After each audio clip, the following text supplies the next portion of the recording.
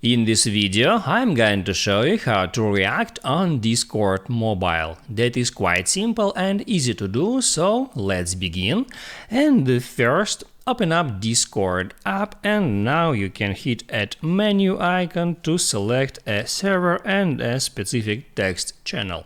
And then if you want to react to a specific message, all you have to do is just hold down on that message and it shows you up that menu. On the top here you can select a reaction from last used. I got here just 3 reactions, and now I can tap on any of them to react to that specific message.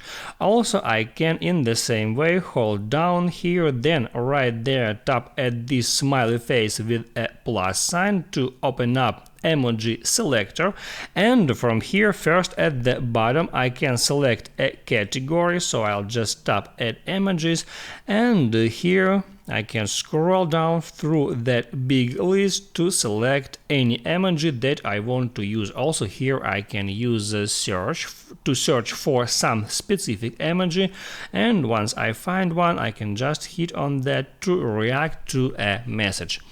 Also, if you want to unreact, you can just tap once at your reaction to remove it.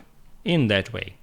I hope this video helped you out, so don't forget to like and subscribe.